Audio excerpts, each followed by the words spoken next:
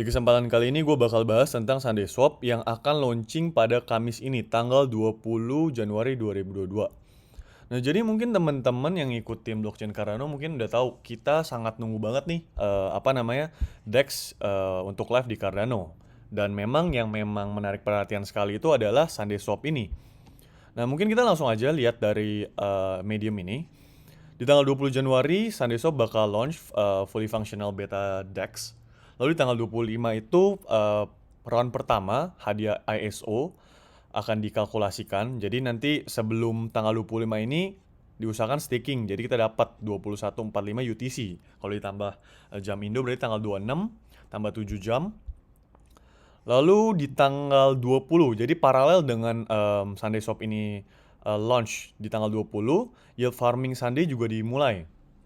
Jadi kita bisa mulai yield farming. Jadi sebelumnya mungkin kalau hal ini cuma bisa dilakukan di Ethereum, nah sekarang kita udah mulai nih, teman-teman yang memang udah hodl Cardano sejak lama bisa mulai farming.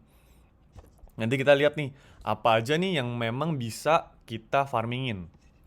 Nah, kita lihat ya, ini dari list tanggalan. Tanggal 20 ini DEX open to public karena di tanggal 18 ini DEX open for project pool creation. Jadi di tanggal 20 ini jadi ISO staking juga bisa dan ini berlangsung 5 epoch. Jadi kita lihat epoch 1, 2, 3, 4, 5. Jadi dari tanggal 20 ini mulai sampai diakhiri di tanggal 14 Februari. Nah, ini kurang lebih timelinenya. Nah, jadi gimana sih cara dapetin Sunday? Seperti yang tadi udah gue sampaikan, kita bisa staking di epoch 316 sampai 320. Lalu juga kita bisa yield farming. Jadi kita provide 2 token, lalu nanti dapat LP token. Nanti yang gue jelasin di belakangan. Lalu kita juga swap di DEX yang of course di Sunday DEX-nya gitu. Jadi kita bisa swap ADA kita tukerin jadi Sunday. Nah, kapan sih ISO-nya? Seperti yang tadi di awal udah gue sampaikan, di tanggal 20 Januari, hari Kamis, dan itu akan berlangsung selama 5 epoch. 5 epoch berarti 25 hari, satu epoch itu 5 hari. Dan ISO ini itu mengambil 5% dari jumlah total supply Sunday, di mana dibagi 1% per epoch. Nah, ini untuk tanggalnya lebih jelasnya dari tanggal 25 Januari ini untuk snapshotnya ya, sampai diakhiri di tanggal 14 Februari. Lalu ini kan ada nih, pasti teman-teman juga bertanya nih, kita perlu staking di mana sih untuk partisipasi untuk Sunday sendiri. Nah, kalau kita klik di link ini, nanti akan refer ke sini. Nah, dari sini sendiri ada 30 pool yang memang udah jadi part of Sunday.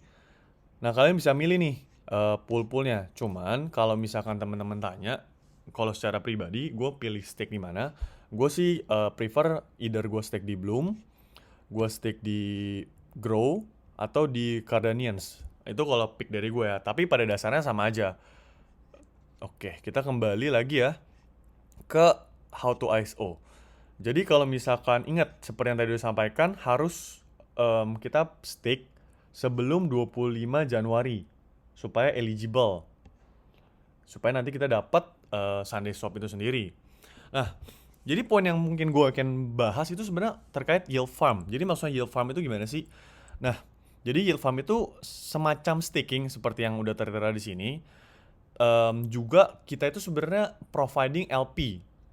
Nah, providing LP itu gimana? Jadi nanti kita pakai 2 token, satu nih Sunday sama satu coin ADA.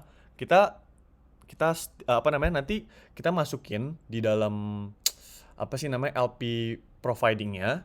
Nanti dari Sunday sama ADA ini harus 1:1. Jadi dari dollar cost-nya kita 1:1. Misalkan kita di harga ada $1 itu, misalkan satu ADA itu $1. Lalu Sunday itu asumsi ya, kita ngomong asumsi itu $1 juga. Berarti untuk 1:1, satu ADA dibanding satu Sunday. Nanti kita akan dapat LP token Sunday/ADA ini sendiri. Nah, nanti kalau kita LP providing, kita akan dapat bunga.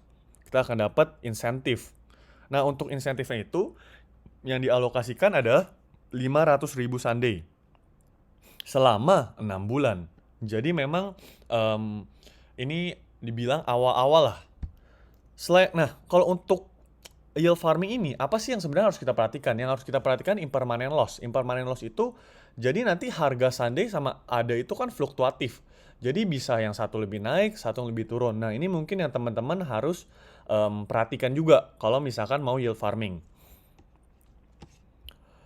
Ini terkait taste test, saya nggak akan bahas banyak di sana. Cuman mungkin saya akan bahas ke yield farming ya, karena yang cukup menarik itu adalah yield farming ya. Ini kurang lebih poin-poin yang mungkin teman-teman bisa baca. Oke, gue akan bahas lagi ke yield farming. Jadi seperti yang tadi gue udah sampaikan terkait yield farming itu, jadi kita taruh misalkan ADA dibanding sama Sunday 1:1, nanti kita dapat LP token Sunday/ADA. Setelah dapat Sunday/ADA, itu kan kita dapat, karena kita providing, kita bakal dapat anggapannya semacam bunga lah, insentif. Nih kan bisa teman-teman baca, liquidity provider receive LP token in exchange for depositing a pair asset into a pool. Nah, jadi yang menarik adalah sekarang kan pertama misalnya kita udah staking, ya kan? Kita staking dapat Sunday. Nanti dari Sunday itu dapat token Sunday-nya, kita provide lagi yield farming. Itu udah kedua. Dapat habis itu kita provide Sunday sama ADA ke LP itu, kita bisa stake lagi. Kalian bisa baca di ini, di poin kedua. If the LP token received are for qualified pools, liquidity provider will be able to stake their LP token into their yield farming contract and obtain additional yield on top the fees they accrue via being an LP. Jadi teman-teman bisa setelah misalkan staking, nanti kan dapat Sunday. Iya kan? Nanti dapat Sunday, habis itu Sunday-nya sama ada, kalian masukin ke yield farming. Jadi kalian provide LP. Setelah dapat LP ini, kalian bisa stake lagi. Jadi bisa dibilang ini semacam konseptualnya ya, bisa gue bilang seperti triple staking lah, seperti itu. Nah, di poin ketiga, initially yield farming itu berlangsung selama 30 hari. Nanti itu termnya akan roll over. Jadi otomatis. Jadi kita nggak perlu withdraw terus restake. Kalau misal teman-teman main di Ethereum kan itu cukup cost ya, gas fee-nya kan. Nah, kalau ini dia otomatis. Lalu at the end of each yield contract 30 hari itu nanti user kita bisa withdraw LP tokens. Nah, as well as any LP tokens earn as yield from qualified pools. Jadi nanti bisa kita withdraw sama juga LP tokens yang kita dapatkan. Nah, kalau misal kita withdraw lebih awal, itu kita nggak dapetin hadiah yield farmingnya. Jadi pastikan itu sudah masuk dalam 30 hari terms yang sudah ditentukan. Nah, kurang lebih sih seperti itu aja. Mungkin terdengar kompleks karena memang mungkin banyak teman-teman yang masih kurang paham. Nanti kalau misalnya kurang paham bisa komen aja. Nanti supaya gue bisa lebih jelasin, gue coba cari cara untuk menjelaskan lebih mudah lagi. Paling untuk sekarang itu dulu sih. Oke, good luck untuk triple staking ya teman-teman semua.